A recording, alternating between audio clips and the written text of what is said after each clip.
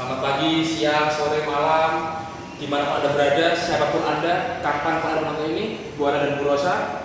Nama saya Rene Benedict Kartika dari IPS 2. Saya mau menceritakan pengalaman hidup saya yang diambil dari Injil Markus ya. Jadi kita membahas tentang kasih.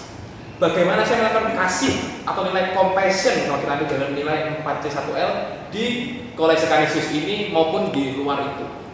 Nah, pertama nilai kasih bagi saya adalah nilai yang paling mendasar di hidup saya. Jadi tanpa nilai kasih itu percuma saya ada.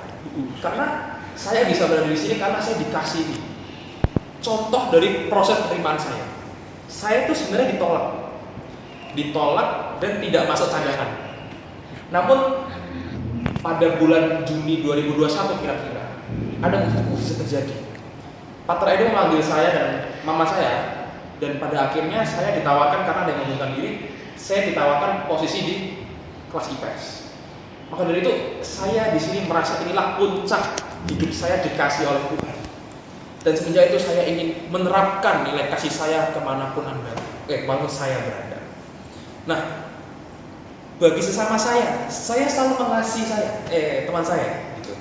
Jadi misalnya teman saya kesusahan, saya berusaha untuk membantu mereka. Itulah usaha saya dalam mengasihi teman-teman saya. Nah, itu hanya hal mendasar yang saya lakukan di ICC. Banyak hal yang saya lakukan, misalnya menjabat sebagai pengurus, itu pastinya perlu ada nilai kasih itu. Karena sebagai pengurus, kita kan tidak sebagai atasan dalam kutip. Nah, kita tidak bisa menjadi atasan kalau kita tidak mengasihi teman-teman kita yang di bawahannya, misalnya, itu bahasa kasarnya.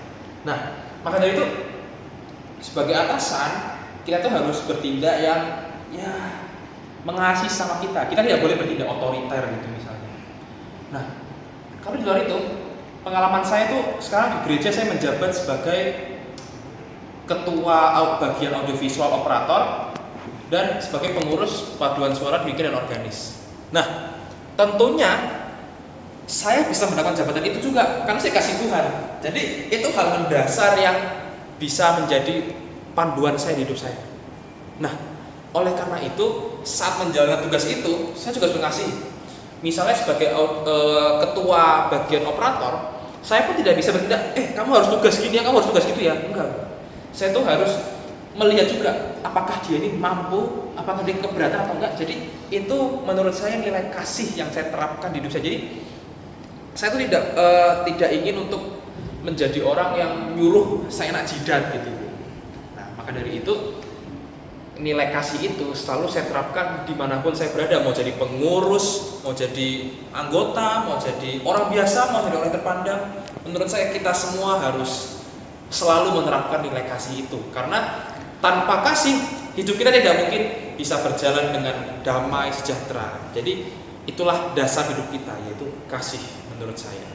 Ini demikian cerita saya yang bisa saya sampaikan pada hari ini. Terima kasih, Tuhan memberkati.